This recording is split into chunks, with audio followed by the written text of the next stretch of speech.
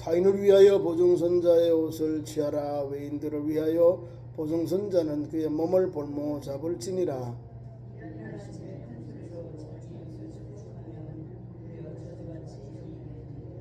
아멘. 잠언 27장 1절부터 말씀의 내용은 우리에게 삶의 지혜, 어떻게 우리가 이 시대를 살아갈까, 이웃에게 어떻게 믿음의 길을 우리가 말하고 행동할까, 그런 내용들이 여기에 담겨 있습니다.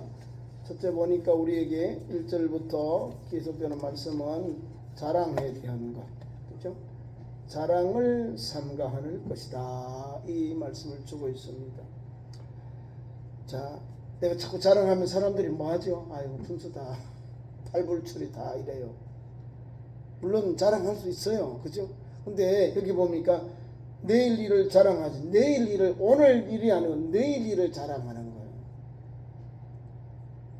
우리가 하나님의 말씀을 읽고 묵상하고 있는데요, 이 자랑과 교만에 대한 경계의 말씀을 우리에게 주고 있는 겁니다. 그래서 자랑은 하지 말고 하루 동안에 무슨 일이 일어날지 내가 알 수 없다. 그러니까 뭐 말부터 먼저 하지 말아라, 말이 앞서지 말아라, 그 말입니다. 자, 우리가 계획을 한 것이 앞으로 이렇게 땀 흘리고 수고하면 좋은 열매를 맺어요. 그럼 그걸 자꾸 막 내가 자랑해. 그래서 우리나라는 김칫국부터 먼저 마시지 말아라, 이 말이에요. 아직도 진행형인데 결과를 보고 자꾸 이야기하는 거예요. 목표는 있지만 자랑은 누가요? 다른 사람이야.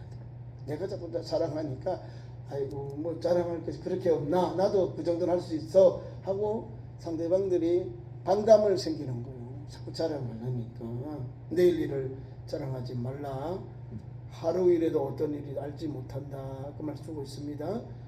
뿐만 아니라 자랑을 할 때라도 좋은 일이 있으면, 또 이렇게 칭찬할 일이 있으면 친구나 이웃들이 이 사람이 이번에 이렇게 좋은 일을 해서 이렇게 상을 받습니다, 이렇게 1등을 했습니다, 우리 시를 대표합니다, 뭐 교회를 대표해서 훌륭한 좋은 일을 했습니다, 다른 사람이 해야 되는데 대부분 보니까 자기가 해요.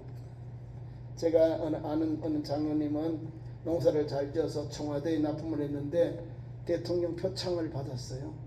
대통령 표창을 받으면 누가 알아요? 본인만 알아. 근데 이거를 본인이 막 잘한 거지요. 잘한 거 맞잖아요. 누가 알려요? 대통령이 내게 표창을 줘 청와대에 가서 상을 받아왔는데 입이 간질간질 하잖아요. 누가 해야 돼요? 친구들, 이웃들이 해야 되는 거예요. 내가 뻥 해버리니까 그렇구나. 또 우리 목사님들 중에도 사회복지하는 목사님들이 계세요. 사회복지 하시면서 이제 대통령이 그때 사회복지하는 분, 기관들 오랫동안 하신 분들에게 이제 대통령 표창을 해요. 어느 목사님 사모님이 돼요. 옆에 있는 분이 누가 있을까요? 가까이 지내는 친구 목사님이 인터넷에 올려놨어요. 그래서 우리가 축하한다고. 목사님이 원장은 안 주고 공동 원장인 사모님에게 대통령 표창을 주더라고요. 아무나 주는 게 아니에요. 대한민국의 가장 사회복지를 잘하고 상담을 잘한 원장님들, 그 기관을 이렇게 올라가요. 잘 선정해서 그다음에 그들의 공로를 찾아봐요. 또 공적을 다 찾아보고 그다음에 이렇게. 그러니까 한 사람은 내가 나를 올리니까 은혜가 좀 떨어지더라고요. 똑같은 표창인데 하나는 친구가 옆에 있는 분이 이렇게 탔습니다. 올려. 그럼 뭐야? 올라가.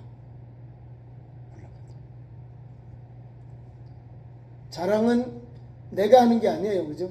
근데 하고 싶어요. 막 그 자랑을 말이 안에서 막 이렇게 맴돌아요. 그래서 2절 말씀에 거기에 대한 길을 우리에게 이렇게 열어놓았습니다. 타인이 너를 칭찬하게 하고 내 입으로는 하지 말아라. 외인이 다른 사람이 너를 칭찬하게 하고 내 입술은 하지 말지니라. 이렇게 지혜로운 사람이 되어야 된다.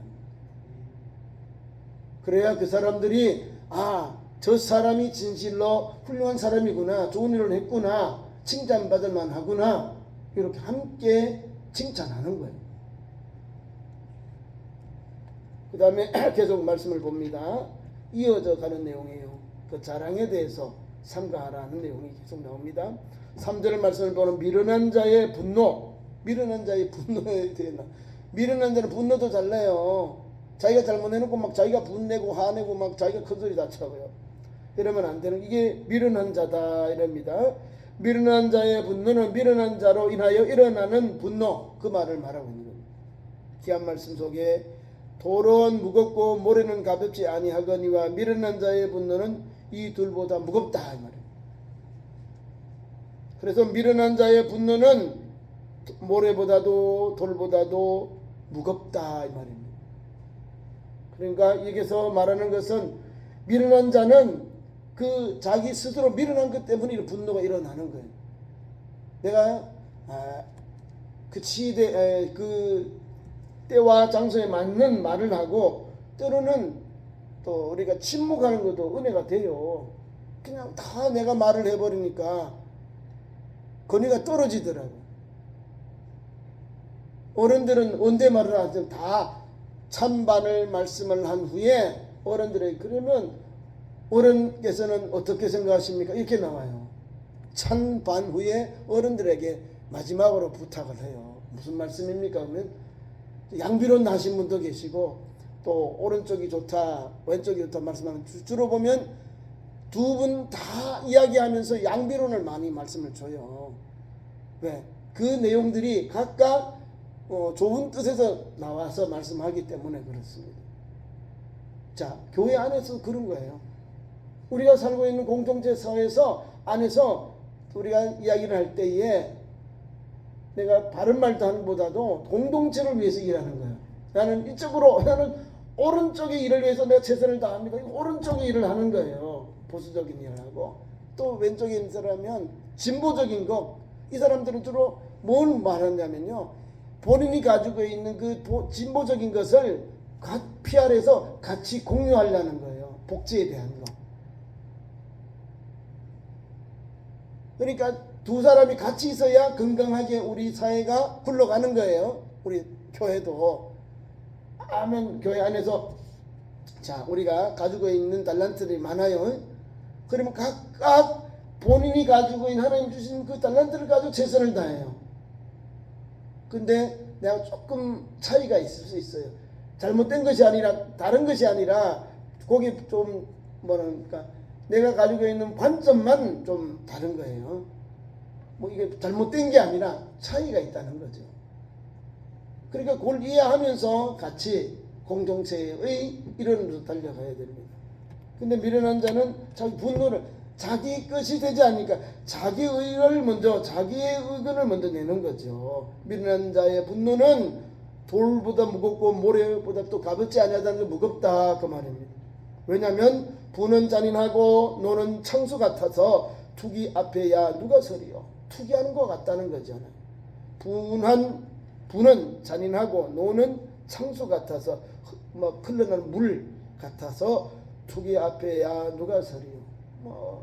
그러니까 이 미련한 자의 분노는 이와 같이 잔인하고 창수 같다. 그래서 그 미련한 자의 분노 앞에 누가 설 사람이 없다는 거죠. 지혜로운 사람이 있으면 말을 듣고 들어야 되거든요. 말을 들으면 내가 내 안건을 내려놓으면 상대방이 앞에서 이야기하는 들으면요, 함께 화평을 이루고 나도 믿음의 사람으로서 덕이 되는 거예요. 은혜를 끼치는 거예요. 막 계속해서 무도 성내고 화내버리면 우리 신앙 공동체가 상처를 받아요. 상처를. 그런 것을 우리에게 말씀해 주고 있는 겁니다. 여기 투기라는 말은 질투, 시기 등의 감정으로 부부 사랑과 관계 등 감정이다라고 이렇게 성경이 말하고 있는데, 분하고 그 다음에 투기하는 것, 노하는 것, 이게 투기 앞에서 누가 서요? 부부 사이에 가장 강력한 게 투기잖아요. 우리가 이제 텔레비전에서 역사 드라마를 보면 투기를 많이 해요. 왕은 하나고 정부인 다음에 막 후궁들이 많아 서로 왕의 사랑을 받으려고 막 투기를 해요. 투기는 눈에 보이지 않는 싸움을 투기라는 거예요. 투기. 싸움이라 이 말입니다. 투기. 그게 가장 무섭잖아요. 이런 것을 좀 하지 말아라 이 말입니다. 5절 또 면책. 5절은 또 면책에 대한 거. 면책은 숨은 사랑보다 나으니라. 면책은 책임을 면한다 이 말입니다. 면책은 우리에게 숨은 사랑보다 낫다. 오늘도 보니까 8월 15일 날 대통령이 사면하고 사면 복권시키더라고요. 한 2,200명을. 그게 면제하는, 책임을 면한다. 죄를 면해주는 게 사면, 복권, 권리를 회복하는 게.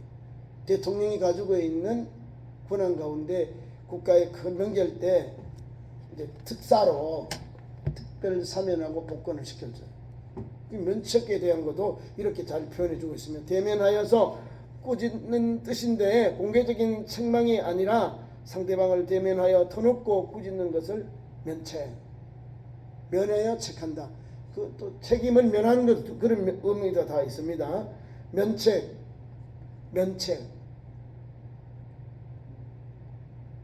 하나는 책임을 면해주는 거고 하나는 얼굴을 보고 꾸짖는 것, 상대방에 대해서 대면하여 꾸짖는 것을 또 면책이라고 합니다. 6절 말씀 보겠습니다. 친구의 아픈 책망은 충직으로 말미암은 것이나 원수의 잦은 입맞춤은 거짓에서 난 것이다. 친구는 내가요 잘 될 때도 친구가 바른말 해줘요. 막 콕콕 찌르게 해도 그 친구는 친구예요. 바른말 해주니까. 내가 어려움 당할 때, 혼란 당할 때 가장 힘들고 위로해 주는 사람이 누구예요? 친구요. 친구가 어려움 당할 때 있는 거예요. 그래서 그 친구를 통해서 다시 힘을 얻고 다시 일어섭니다. 그런데 반대로 원수에 대한 나옵니다. 친구의 아픈 책망은 충직으로 말미암은 것이나 원수의 잦은 입맞춤은 거짓에서 나온다. 거짓, 여기 나오는 반대 원수라는 것은 친구의 반대말이 말입니다. 원수다 이 말입니다. 뭐라 그럴까요? 내게 좋은 말만 하는 사람을 뭐라 그래요? 그런 사람들이 단말만 하잖아요. 내게 아픈 것, 내가 잘못한 것을 바로 이렇게 해줘야 그거를 버려야 내가 사는데 그 말을 못, 아첨만 자꾸 하는 거예요. 그런 거를 조심하라는 거죠. 원수는 내게 그런 것만 하는 거예요. 입맞춤, 잦은 입맞춤으로 내게 말을 하니까 그것은 거짓이다. 거짓에서 나오는 것이다. 거짓말이다 이 말입니다. 예를 들면 다윗의 친구가 있어요. 다윗의 친구가 있는데 아들이 반역을 해서 왕궁에 이제 같이 아니하고 이제 아들이 반역의 물에 갔어요. 다윗이. 그 친구하고 어려서부터 배우 같이 자라니까 친구니까 뭐 잘 알잖아요. 무슨 뜻인지 다 왕이 무슨 의미인지 알고 친구가 무슨 의도인지 알고 그래서 먼저 왕이 이제 왕궁을 버리고 갑니다. 그리고 아들이 들어와요. 압살롬이 와서 아버지의 여인들을 다 범해버리고 박쥐 된 아들이 나쁜 짓을 해버리거든. 그리고 자기가 이스라엘의 왕이다. 맞아요. 아버지가 연세가 많으니까 자녀들이 아들들이 많으니까 반역이 일어납니다. 피해의 역사가 다윗의 가정에 옵니다. 그런데 친구는 하나님께서 어려울 때를 위해서죠. 이 친구가 남아있는 거예요. 이 친구는 지혜로운 친구예요. 왕에게 항상 조언을 하고 나라의 국정을 논하던 친구예요. 그런데 이 친구는 어떻게 했냐면 왕의 친구답게 자기가 살신성인하는 거예요. 내가 바로 때문에 죽는데도 왕을 살리려고 친구인 다윗을 살리려고 반란군에 가서 거기에서 지혜를 여러 가지 정책을 이렇게 왕에게 그 압살롬에게 내었습니다. 물론 거기도 지혜로운 사람이 있어요. 군사 모사락이 있습니다. 아히도벨이라고는 아주 명철한 다윗에게 신하였는데 반역해서 아들인 압살롬에게 간 모사가 있습니다. 갔는데 두 사람을 놓고 각각 정책을 내라는 누구 말을 따를까요? 아버지와 함께 오랜 동안 국정을 논했던 친구, 아버지의 친구의 그 계책을 따라서 다윗 왕의 뒤를 추격하지 않고 머물러 버린 거예요. 기드론 시련을 건너지 아니하고 한 머물러 버린 거예요. 그런데 이 반역을 하여서 왕을 반역하고 압살롬을 따라갔던 이 아주 지혜가 충만한 이 사람은요, 아닙니다. 왕이 지금 천천히 가니까 빨리 추격해서 빨리 우리가 초격해서 왕을 치면은 크게 부왕에게 큰 타격을 줍니다 라고 이야기해요. 그런데 그게 채택이 안 됩니다. 아버지와 오랫동안 국정을 노는 아버지 친구의 그 정책을 가지고 수용하면서 군대를 보내지 않았습니다. 그 다음 날 이미 하룻밤 지나서 이미 기드론 신을 건너 멀리 가버린 거예요. 사람을 보내가지고 빨리 피하라고. 지금 압살롬이 바로 축이 오니까 왕이여 빨리 피하라고. 그러니까 아버지는 어려움 당할 때, 친구는 어려움 당할 때에 내게 좋은 길을 열어주는 거예요. 그 친구가 없었다면 아마 다윗은 아마 아들에게 비참하게 몰살당했을 거예요. 그 다윗과 몽진을 갖는 무리들이 말입니다. 거기는 왕자들, 대신들 또 함께 급히 나오다 보니까 여러 가지 부족함이 많아요. 우리나라 선조가 임진왜란 때 해주로 몽준을 가고요. 또 중국으로 막 도망 망명하려까지 했잖아요. 전쟁이 나면 아무것도 없어요. 맨몸으로 나오는 거예요. 똑같은 거예요. 시대가 더 환경이 달라도 아들이 반역을 하고 나라의 전쟁이 나면 임금들은 도망가야죠. 도망가서 내일을 또 계책하는, 내일을 준비하고 계략을 준비하는 거거든요. 우리 성경에도 있고 우리나라에도 아픔이 있는데요. 이와 같이 몽진할 수밖에 없는 거예요. 피해갈 수밖에 없는 거예요. 그럼에도 불구하고 하나님은 다윗을 하나님 지켜주시잖아요. 오늘 성경 말씀 그대로 친구의 아픈 책망은 충직으로 말미암은 충직하게 가서 아들을 돕고 반란 편에 서 있는 압살롬을 도와서 다윗의 나라를, 다윗의 그 군대를 지켜주는 그런 지혜로운 증거가 되었습니다. 원수의 잦은 그 입맞춤은 거짓에서 난다는 거죠. 자, 우리나라에 여러 반란이 많이 일어났습니다. 조선시대는 두 가지 큰 반란이 있어요. 인조반정하고 연산군대 반정이 났습니다. 자, 중조반정이 있는데 이 사람들이 다 하고 나면 이제 뭘 할까요? 반정을 한 사람들이 내가 1등 공신, 2등 이 공신 공이 내가 많다 적다고 싸워요. 성경에도 보면 그런 거예요. 그것 때문에 다 망하는 거예요. 자기들 공신들 가운데 서로 높은 자리 때문에 싸워요. 뭘 할까? 서로 아부하는 거예요. 임금님에게, 왕에게, 자기가 옹립한 왕에게. 그러니까 나라가 어떻게 될까? 제대로 안 되는 거죠. 중경도 정책을 계획은 좋았는데 자기는 권신들이 많잖아요. 혁명해서 이제 반란을 해서 왕을 세워놓으니까 뭘 하겠어요? 못해요. 왕비도 자기가 지금까지 어려운 때 결혼해서 왕이 되었는데 왕비도 자기의 조강지처도 왕비로 못 세웠어요. 권력이란 무섭지요.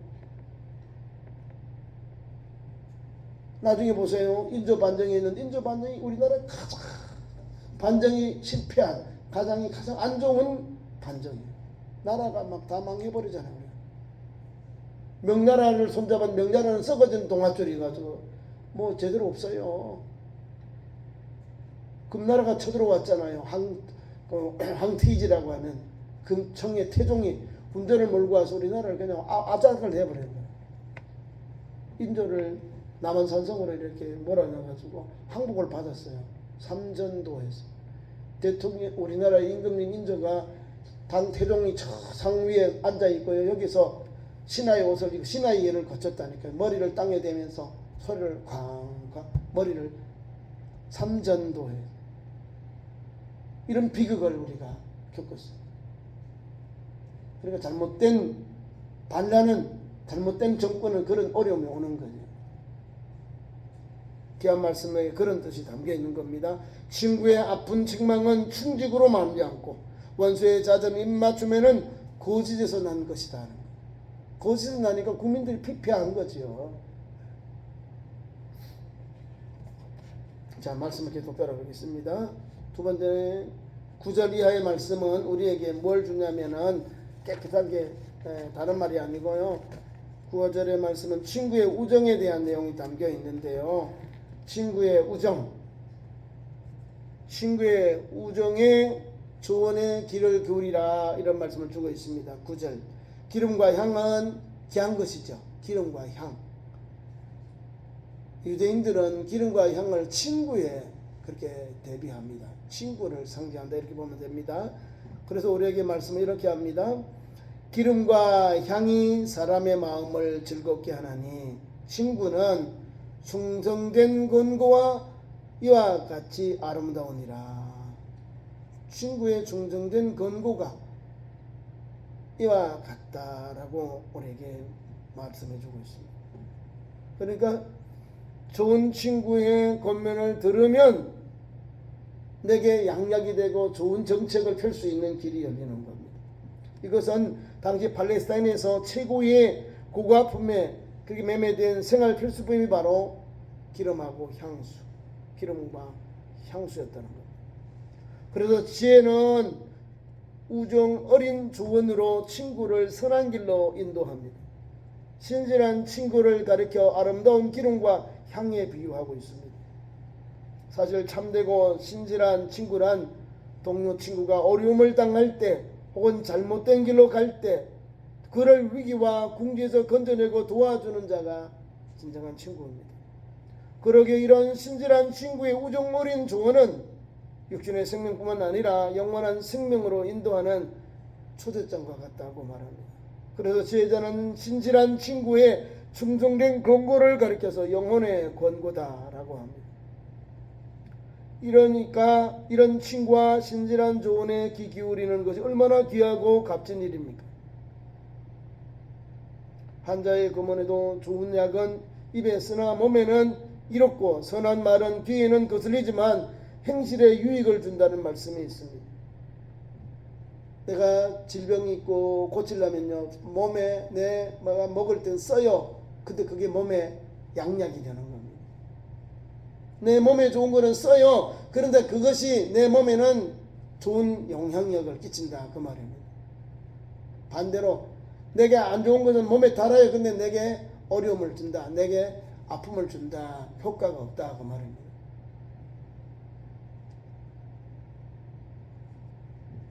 친구도요, 성경에도 좋은 친구 있잖아요.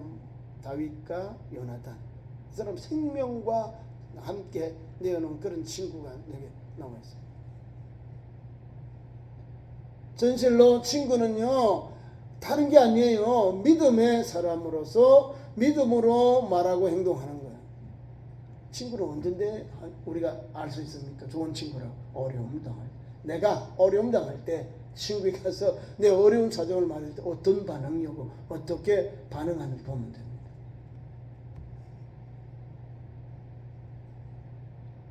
중국에는 관중과 포석, 관포지교가 있어요. 관중과 포석의 지교가 제일 유명한 중국의 사사성언, 친구의 그런 교제, 관포지교라고. 친구가 높은 자리에 있는데 친구에게 그 친구를 위해서, 그 높은 친구가 이 자기 친구를 위해서 좀 절제시키는 그런 친구예요. 같이 일할 수 있는 다 훌륭한 사람들, 관중과 포수기가. 그럼에도 불구하고 이 사람들이 변함없는 그런 교제를 나눴다 해서 관포지교, 가장 좋은 우리 중국의 사자성어가 거기에 나옵니다. 친구는요, 우정이 있는 거죠. 그리고 생명과 맞바꾸는 거예요.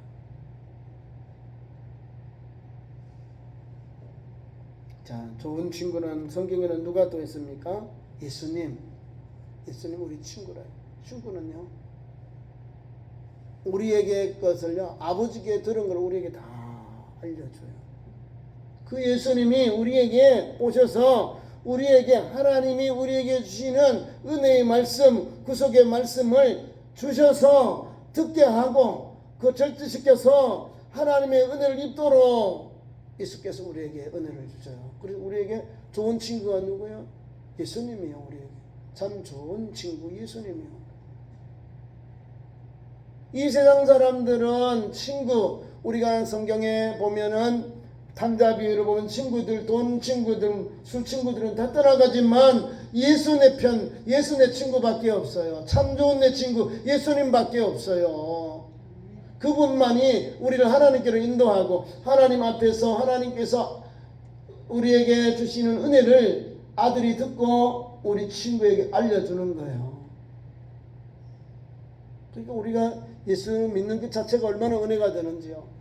모를 것도 모르는 것도 예수님을 통하여 우리는 알게 되고 예수님을 통하여 은혜를 받는 거예요. 세상에는 신실한 믿음의 형제들의 조언을 듣기 싫어하는 자들이 많이 있지만 정녕 이에 귀 기울인 자는 그 영혼이 살림을 받는다는 이 놀라운 진리를 다시 한번 우리가 생각하게 됩니다. 깨닫게 됩니다. 좋은 말은 내게 양약이 된다 이 말입니다. 그리고 오늘도 몸에 쓰는 것 그것도 양약이 됩니다. 그리고 믿음의 형제들이 조언해 줄 때 듣고 또 행하면 내게 큰 은혜가 있을 줄 믿습니다. 끝으로 11절 말씀 이하 내용입니다. 11절 내 아들아 지혜를 얻고 내 마음을 기쁘게 하라. 그리하면 나를 비방하는 자에게 내가 대답할 수 있느니라. 세 번째로는 부모의 훈계의 귀를 기울이라는 교훈을 주고 있습니다. 내 아들아 지혜를 얻고 내 마음을 기쁘게 하라. 그리하면 나를 비방하는 자에게서 내가 대답할 수 있으리라. 지혜로운 자는 재앙을 보면 숨어 피하여도 어리석은 자들은 나가다가 해를 받느니라. 다시 말하면 지혜로운 자는 부모의 훈계에 귀를 기울이고 절제하고 순종합니다. 성경은 여러 곳에 자녀들에게 그 부모님의 훈계를 그 양육에 순종하라고 권면을 주고 있습니다. 에베소 6장 1절 2절. 왜 그렇게 했습니까? 왜 이런 말씀을 주십니까? 물론 자녀된 자로서의 자신의 육신을 낳아주신 부모님에게 효도하고 그 말씀을 청종하는 것이 마땅한 도리입니다. 마땅히 행해야 할 일입니다. 그러나 성경은 이런 윤리적인 이유를 넘어서서 부모의 가르침에 청종해야 할 분명한 신앙적 이유가 우리에게 밝혀주고 있습니다. 바로 부모의 말씀에 청종하면 그 권위에 순종하는 것은 부모님의 권위를 세워주신 하나님의 권위에 복종하는 행위라는 것입니다. 반대로 부모의 권위에 역행하고 또 부모의 권위에 세우신 하나님의 절대 주권을 침해하는 행위는 가장 어리석은 것입니다. 또 이런 사람이 분명히 이러한 일이 있을 때 정녕 부모님의 말씀을 거스리고 그 권위에 도전하는 행실이 얼마나 무서운 잘못인지 우리는 알게 됩니다. 하나님의 말씀, 부모님의 훈계와 교훈, 양육, 훈계를 듣는 아들, 딸들이 잘 되는 거예요. 왜? 아버지, 어머니는 오랜 경험을 가지고 신앙을 가지고 우리를 바른 길로 인도하기 때문에 그렇습니다. 80 넘은 할아버지, 할머니들, 아버지, 어머니들이요 60대 자녀들을 생각할 때 아직도 철없다고 생각하는 거예요. 그래서 이야 여름에 시원하게 겨울엔 따뜻하게 차 조심해라. 차 조심해요. 그런데도 가면은 그러게 더 걱정해요. 날씨가 더우니까 야 날씨가 더우니까 건강 유의해라. 차 조심해라 이런 말씀을 부모님 불가능 같지만요 그 말씀이 자녀들을 사랑하는 부모의 말씀이 그런 거예요. 신앙생활 잘해라 그러잖아요. 대통령 아버지가 세상을 떠났습니다. 윤 교수님 떠났는데 아들아 잘 자라서 고맙다. 마지막 유언이 대통령에게 아버지가 92세 아버지가 마지막 유언을 잘 자라줘서 고맙다. 아버지가 대학 교수로서 아이를 가르쳤는데 대통령까지 길러놓은 거예요. 잘 자랐다는 게 뭐예요? 아버지의 가르침을 잘 받아서 오늘 이곳에 왔구나, 이 말이에요. 저와 여러분 오늘도 아버지 어머니의 교훈을 훈계를 잘 받고 지혜와 명철을 얻어서 이 시대에 건강한 성도, 건강한 사회인으로서 달려가는 저희 백성들 되기를 축원합니다. 기도하겠습니다. 하나님 우리 아버지, 오늘도 주의 말씀을 통하여서 오늘도 하는 자랑을 지루하게 하시고 삼가하게 하시고 친구의 우정의 길을 기울이게 하시고 부모님의 훈계의 길을 기울여서 하나님 이 땅에서 하나님 주신 지혜로 명철로 살게 하시고 하나님의 거룩한 백성답게 영분별력이 있는 삶을 달려가는 참 좋은 성도들로 세워주옵소서. 예수님 이름으로 기도하옵나이다. 아멘.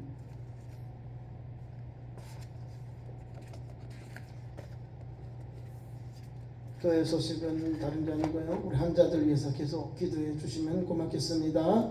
또 날씨가 더우니까요, 또 여름 날씨에 건강을 주의하시기 바랍니다. 그 다음에 셋째 주일 오후 찬양 예배가 우리 남선교회 헌신 예배입니다. 우리 남선교회 식구들 또 헌신 예배 잘 준비해 주시면 고맙겠습니다. 주님 가르친 기도로 3일 기도의 밤 마칩니다. 하늘에 계신 우리 아버지, 아버지 이름이 거룩하게 하시며 아버지의 나라가 오게 하시며 아버지의 뜻이 하늘에서와 같이 땅에서도 이루어지게 하소서. 오늘 우리에게 이루어갈 양식을 주시고 우리가 우리에게 잘못한 사람을 용서해 준 것 같이 우리 죄를 용서해 주시고 우리를 시험에 빠지지 않게 하시고 악에서 구하소서.